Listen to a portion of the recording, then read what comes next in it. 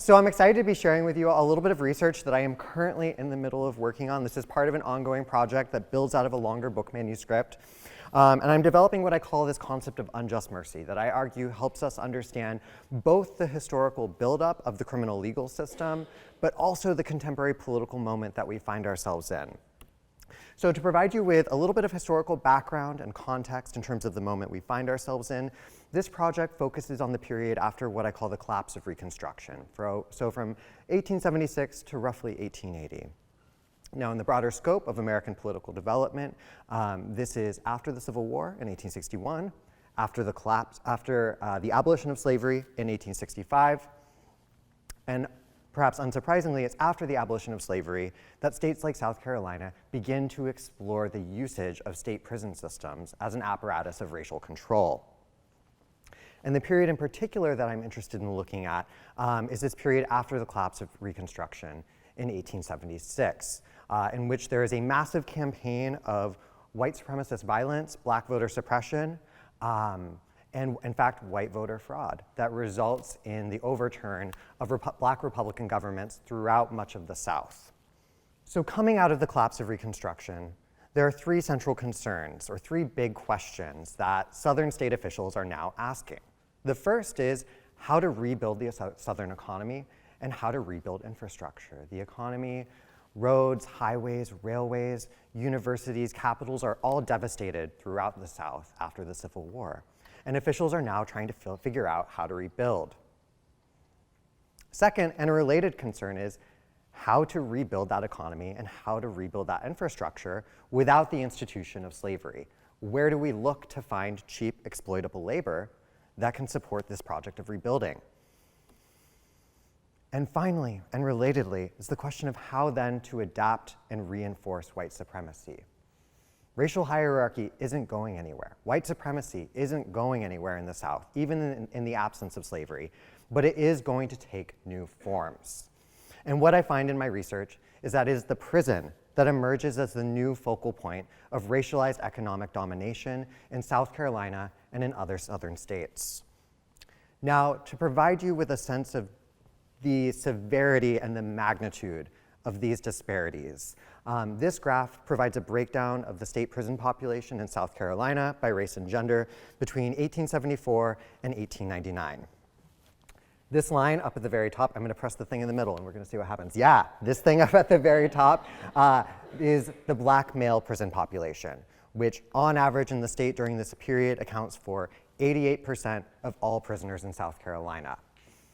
The black population in South Carolina, for reference, is just a little bit under 50%.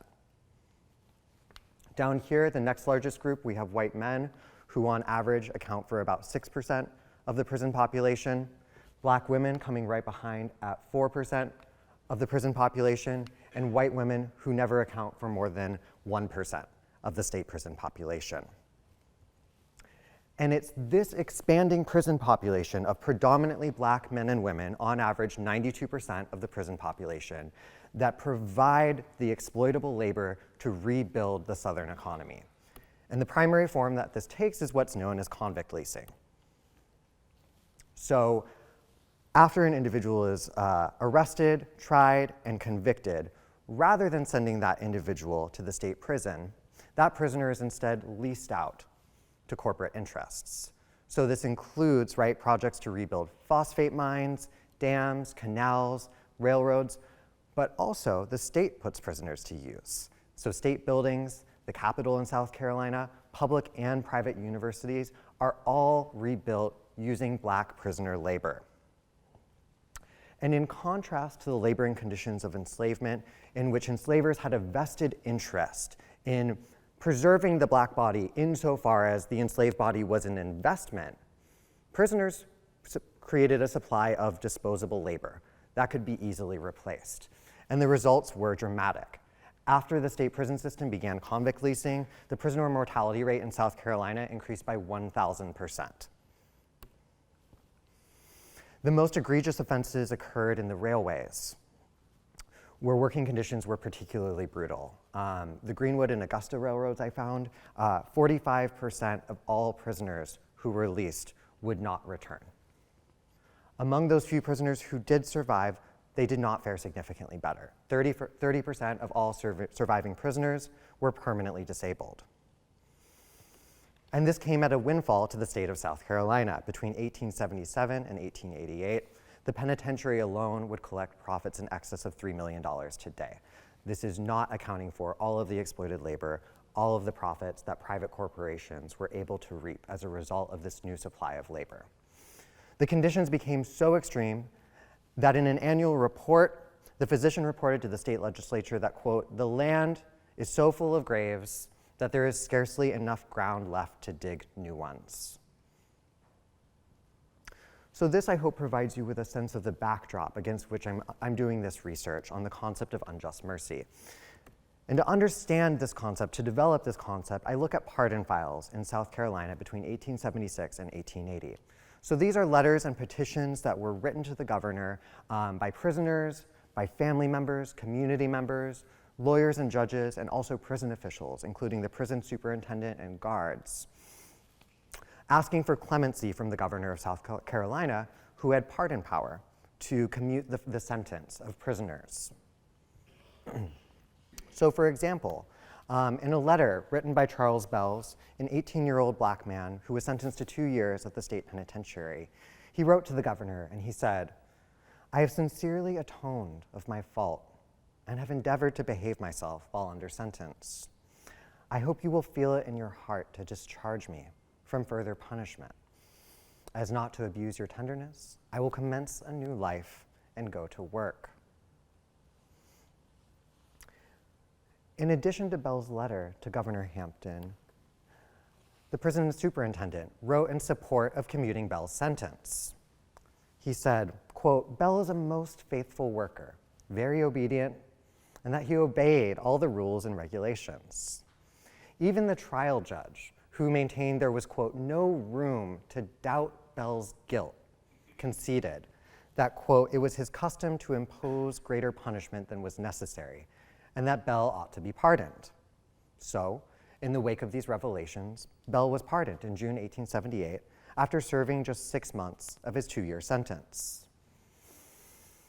Now, if we think about, on the one hand, just how essential black prison labor was to rebuilding the Southern economy and infrastructure, and to adapting racial hierarchy, and on the other hand, the fact that openly avowed white supremacist state officials, Governor Hampton, for example, was a former Confederate soldier and an open supporter of white supremacy and white vigilantism, this should be something puzzling about this to us, right? We should be asking questions as political scientists about why this is happening.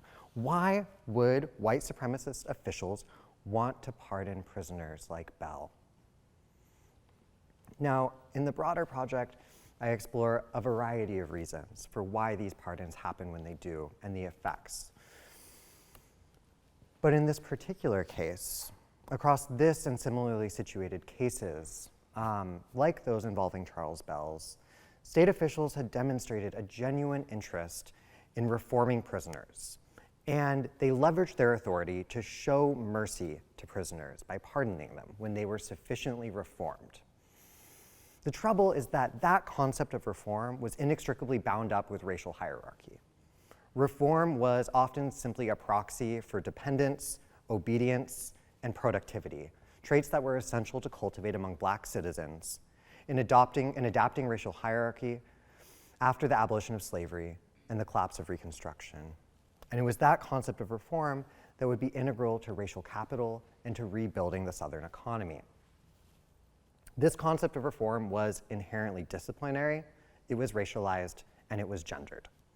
It proceeded from a masculinized, racially neutral vision of the citizen who was simultaneously independent but obedient, self-sufficient but subservient, and educated but uncritical. And it was these traits that were essential to cultivate in adapting racial hierarchy, and that echoed early figurations, I argue, of paternalism under slavery. Now, Bell was just one of hundreds of black prisoners who were pardoned by white supremacist officials during this period. And we can ask in the broader project, why? what was the logic of pardoning Black prisoners whose free exploitable labor was essential to rebuilding the South? And this is where the concept of unjust mercy comes into play. And I argue that acts of mercy reflect commitments to, first, as I've shown, racial hierarchy, but also racial capitalism and the Southern economy. So if we think back to those figures, mortality rates, rates at which prisoners were permanently disabled as a result of convict leasing, it was frequently the case that prisoners who were disabled were wards of the state. They were no longer able to labor, they could no longer furnish a profit for the state, and so they were frequently pardoned. The same went for prisoners who were old or otherwise infirm and unable to labor. And I argue here that expressions of mercy were driven by the interests of capital. When laboring bodies can no longer be exploited to further the interests of capital and the state, then those prisoners will be released where they can effectively become somebody else's problem. Patriarchy and gender also play central roles in the logic of unjust mercy. Across hundreds of letters and petitions that I've read as part of this project, there are heart-wrenching stories, letters written by families, by wives, children, mothers who are pleading to the governor to release their family member because they are dependent on them for basic material necessities. And we can see then how the interests on the one hand of white supremacy and racial capitalism, which stand to gain something from exploiting the labor of these prisoners, has now come into tension with the role that these prisoners play in upholding gendered patriarchy. And so it becomes necessary then for officials to make certain concessions to families in order to not undermine hierarchy or capital, but help to uphold patriarchy. And so we see how these interests sometimes overlap, but also sometimes come into tension with each other. And finally, expressions of unjust mercy, I argue, play a crucial role in upholding state legitimacy across the South during this period.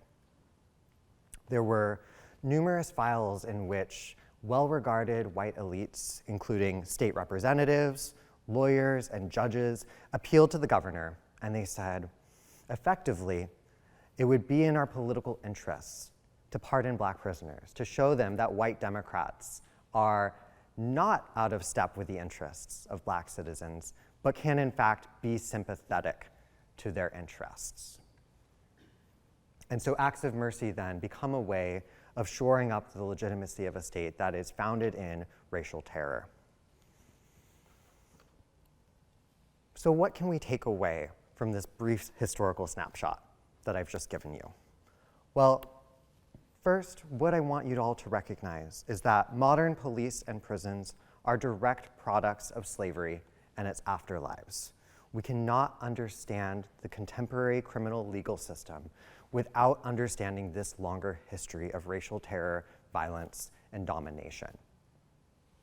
Second, we oftentimes hear in discussions of reform of the criminal legal system that we should get away from punishing prisoners and we should spend more time and energy reforming prisoners. And I want us to take a minute, anytime we hear the language of reform, and ask ourselves, who is being reformed, and according to what standards, and to serve whose interests? Oftentimes, y'all, I will tell you, reform is not progressive, and it is not in the interest of racial justice, and it can be made to serve inegalitarian and unjust ends. So don't take that language at face value. And similarly, even expressions of mercy can be used to achieve unjust ends. There are ways in which mercy can be harnessed in ways that reinforce racial hierarchy, racial capital, patriarchy, and the legitimacy of a state that is neither democratic nor concerned with the well-being of its Black citizens. So, I hope you hold on to these, take them with you. The broader project is in progress right now. We'll hopefully be wrapping up this semester, so if you've got more questions about it, if you're curious about source material or how to do this kind of historical work, come talk to me. I'd love to hear from you all. All right. Thank you so much.